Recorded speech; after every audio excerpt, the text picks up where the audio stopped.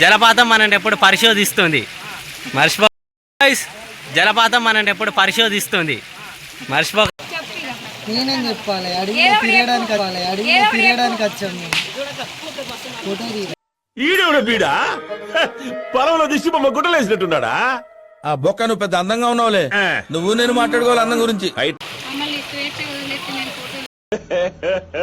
ఇంకోసారి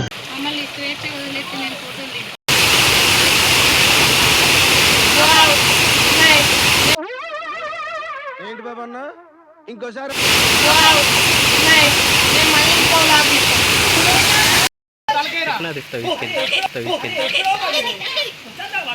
ప్రపంచంలో ఎన్నో అద్భుతాలు జరుగుతున్నాయి, ఒక నా జీవితంలో తప్ప.